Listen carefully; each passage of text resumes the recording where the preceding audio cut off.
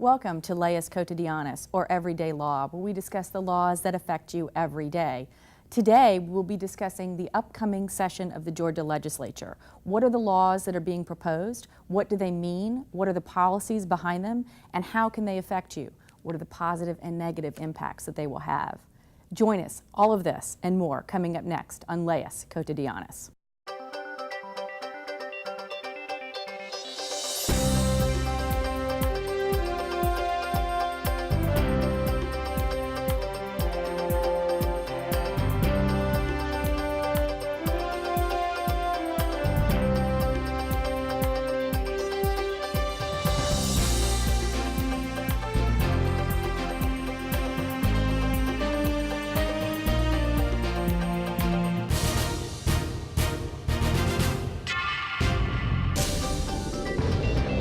Welcome to Leyes Cotidianas, or Everyday Law, where we discuss the laws that affect you every day.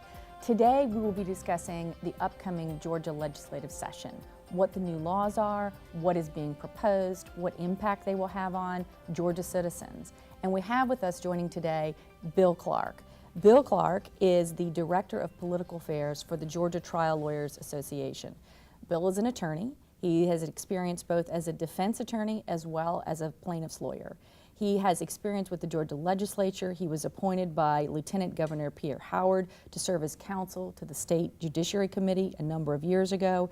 He has turned his attention to work in the Georgia legislature and is the primary lobbyist for the Georgia Trial Lawyers and the Director of all political affairs. Thank you very much for joining us today. Thank you for having me on the show. All right, let's start off generally with getting into a general understanding of the laws that may be potentially being proposed in the next legislative session. Before we do that, I want to talk a little bit about some general terms that are thrown about a lot in these kinds of discussions. One of those terms is the term tort reform. It becomes one of those terms that gets used, and it can be inflammatory to some and obviously upsetting to many, and a battle cry for others. What do we mean, or what does one mean when they say tort reform? And if you could give us a little history and background, that would be helpful. Sure, it's a term that I choose not to use because it's a misleading term, and I don't want your viewers to be misled. It started back in the 1970s when consumers began filing tort lawsuits against large companies that had products in the market that would cause harm to them. And so people would try to seek justice and sue these large companies for these torts or injuries to them.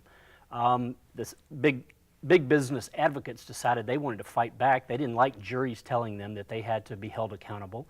And so they began a campaign, and they began using that term that you used. And it's really a political trick.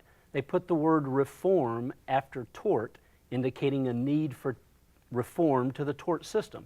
Okay. If you called it apple pie reform, everybody would start saying something must be wrong with apple pie. Surely we need to reform apple pie. So it was a political ploy, and unfortunately it's worked very well for big business for about 3 decades now. Now, when you say tort, again, that's not the kind of term that is in the common vernacular of folks. Right. What do you mean, and what is the legal definition of a tort? Well, the everyday understanding of what a tort is if you have a duty to somebody, and we all have a duty to treat one another respectfully, to exercise ordinary care when we're dealing with them. If you and I are both driving on the road together or in separate vehicles, I have a duty not to swerve into your lane. I have a duty not to run through a red light when you have the green light. So I have a duty to you. If I don't meet that duty, if I breach that duty and it causes you harm, then I'm said to have committed a tort. And so really it's just the breach of a duty that you owe someone else that causes harm to them. Okay, and so in the case of perhaps a larger business, could that be potentially like a products liability claim? Absolutely. Where they have put into the market a product that is unsafe, or that they knew was unsafe at the time that it was out there? Those are the kinds of things that you're discussing when you're talking about tort reform. That's exactly right. Okay, so with tort reform, again, because that word gets thrown out a lot, the idea that something needs to be fixed, what is it that is being proposed, and what has already been put into place, or what are you anticipating in the next legislative session? Well, there are a lot of proposals out there. We hear through the grapevine all sorts of insidious notions that they would come after our citizens' constitutional right to trial by jury. As American citizens and as citizens of Georgia, we have a constitutional right to trial by jury. It's in the 7th Amendment to the United States Constitution. The founders of the country thought it was so important. King George had suspended the right to trial by jury for British citizens and for the colonists. And so our founding fathers thought it was so important, they decided we're putting it in the Constitution. It's in the 7th Amendment. If you want to secure your Second Amendment right to bear arms, you've got to be able to go to court and enforce that right. If you want to have the right to free speech, you've got to have the right to go to court to enforce that right. And so it is that important to all American citizens, and it's in the Georgia Constitution as well. In 2005, there was a big push for a lot of limits on citizens' rights in the court system, and a large bill was passed that had 15 different restrictions on our citizens' rights. Fortunately, our Supreme Court, made up of very conservative judges as well as liberal judges, they decided unanimously that the biggest part of that law, a cap on damages, was an unconstitutional violation of our right to trial by jury. And so they threw that law out. Let me ask you about that. When you say a restriction to go to court, it sounds like it's not just the actual restriction on the ability to get into the courtroom and to be able to have the trial, but what you also were talking about is a scenario where once you get into court and you have a trial, to have the entitlement to pursue, in essence, sort of the full cup of justice. Right. You're not limited in the damages that you may seek or so forth, because if you're going to be able to go in the room and to have 12 people take a look at your case, you want to be able to let them actually render a verdict that is what they believe is the appropriate remedy and so forth under the law. But one of the restrictions is sort of, sounds like chewing on the edges is they're also, they limit the damages in certain ways. Is that what you mean by a cap? That's right. It's a limit on the amount of justice that a harmed plaintiff can have. The plaintiff is the one who brings the lawsuit because they've been harmed by someone else. Okay. And a cap on damages says you only get a little bit of justice. More importantly, perhaps, it says to the wrongdoer, you only have a little bit of accountability. You only have a little bit of personal responsibility.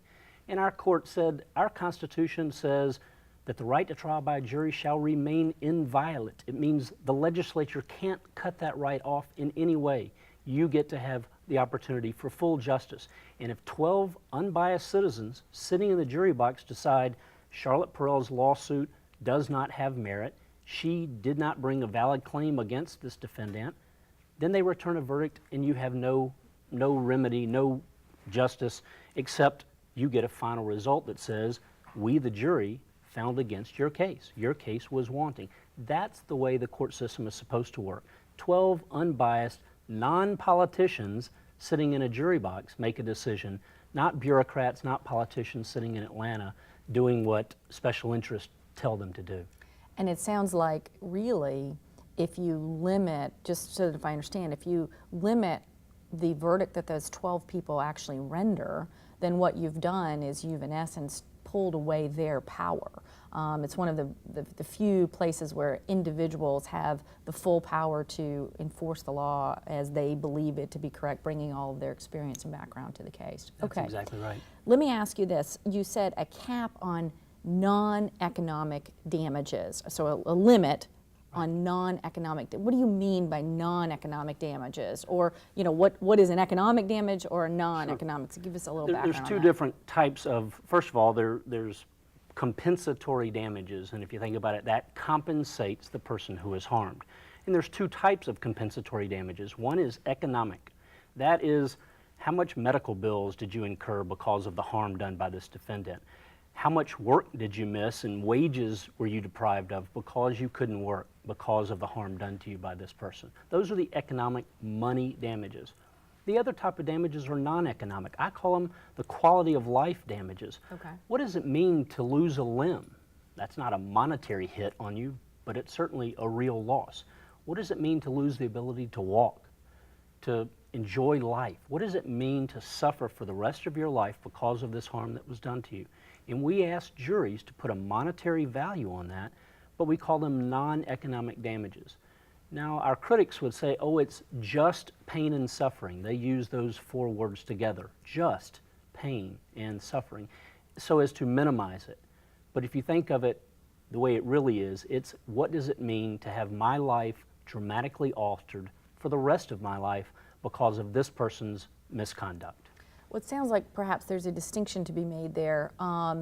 Oftentimes, if someone has been injured, you can think of it in a timeline as, okay, you've got the immediate injury and the pain and the suffering associated with that, and that's one thing. But then you've also got, after you've gone through the immediate trauma and perhaps the rehabilitative therapy, or whatever it is you needed to do, now you've got to live with this forever. And so it sounds like that's what you're talking about as well. Is that fair? You lose a leg because the doctor amputated the wrong limb. That doesn't stop becoming a loss to you. You're without that limb for the rest of your life. Okay. What is that loss worth? So with the upcoming session, do we have any particular laws that seem to be in an effort to try to have another go at potentially tort reform, and what are you seeing? One of the proposals that we're hearing talked about it would be a constitutional amendment. The Supreme Court said, legislature, you cannot take away our citizens' right to trial by jury. But that doesn't say that the people can't amend our Constitution and take away their own rights. And so there will be a push, first in the legislature, to get that on the ballot, and then there would be a push probably in 2014 at the ballot to say to the citizens, do you want to forego your right to a trial by jury? Okay. So that's the proposal that we're hearing may be discussed sometime in the next two legislative sessions. All right. We have to take a quick break. We'll be right back in just a few minutes. Thank you. Desde el momento en que ellos llegan a nuestras vidas, dan su primer paso, aprenden a andar en bicicleta. Hasta la preparación de su primer día del 5º grado es un reto para todos los padres criar un hijo saludable. Permítanos guiarle a través de un embarazo seguro y feliz. Aprenda sobre salud, nutrición e información educativa relacionada con el desarrollo de su hijo. Padres e Hijos Atlanta, una publicación del Mundo Hispánico. Recoja su copia gratis hoy. ¿Cuál es su tesoro más preciado? Welcome back to Leyes Cotidianas. Before the break, we were discussing potential laws that may be proposed at the next legislative session. And we have with us Bill Clark, who is the Director of Political Affairs for the Georgia Trial Lawyers Association. Bill has been giving us some nice background on some of the issues that we may be looking at, and particularly a re-push for tort reform that we may be seeing coming up. One of the issues appears to be a question of really just trying to limit folks' ability to go to a jury trial. And one of those limitations, or what we're seeing as a potential alternative, is this concept of mandatory arbitration.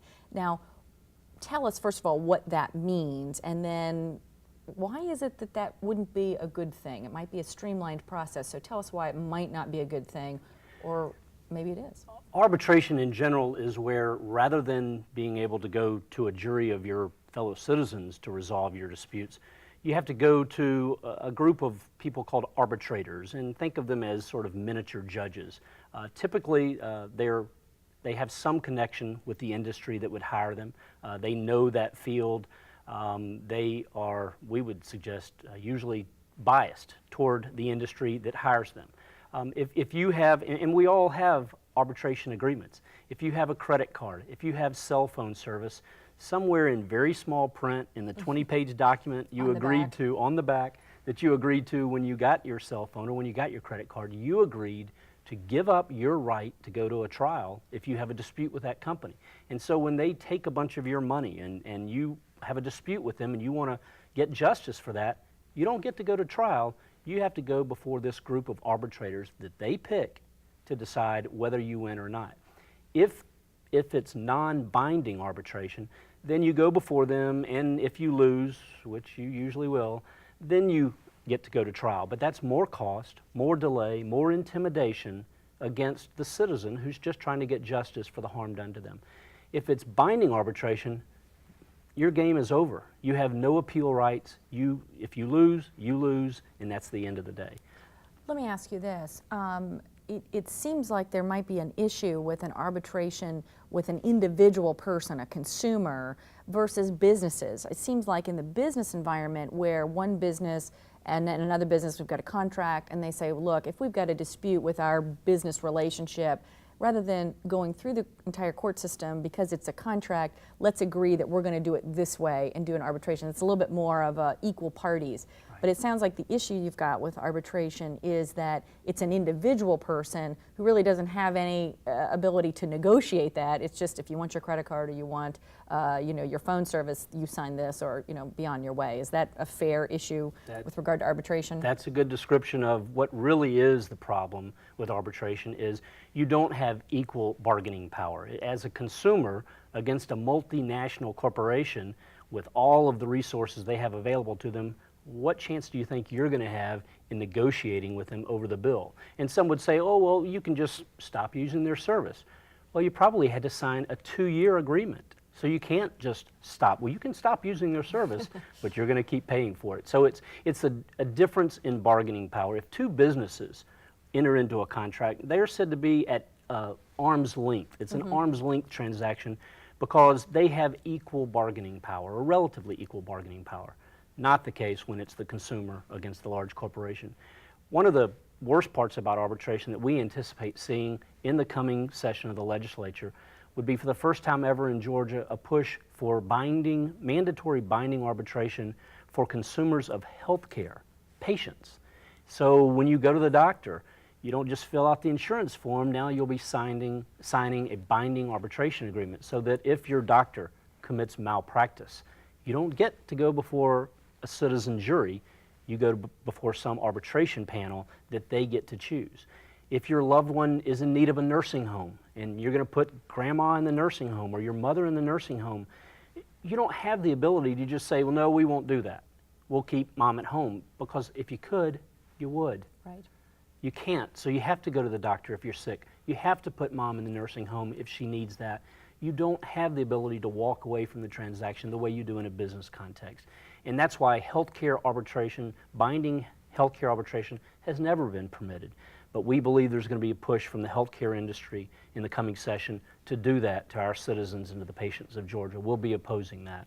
It sounds like it's really just another version of tort reform. It's attacking the ability to come in, have an actual right to a jury trial from another angle. Now we're going to contract it away. If you ask for certain services, you're going to sign this contract, and you've agreed that you're not going to go forward for a jury trial, and you're prohibited from doing so. I mean, it sounds like just another way to get at the same issue. It prohibits the citizen or the patient from getting the justice they deserve, and it prevents the society from holding accountable the wrongdoer. It limits their accountability. We teach our children, if you break it, you got to fix it. Right. We don't say if you break it, you got to fix it a little bit. You got to fix it. Right. Make it and right. Arbitration and caps on damages and other limits on the right to trial by jury says you don't really have to fix it. Well, let me ask you this, because this question comes up a lot. I've got family members that are involved in the healthcare industry, and they seem to have this perception that oftentimes the practice of medicine is the kind of thing where they're having to be very defensive because they have this very significant fear that they're going to be sued for malpractice. If anything goes wrong, then even if the doctor may or may not be at fault, or the hospital may or may not be at fault, that they're going to be subject to a claim. Is that a perception based upon statistics and the reality of what has actually happened in the system, or is that a perception that's been developed over time, perhaps incorrectly?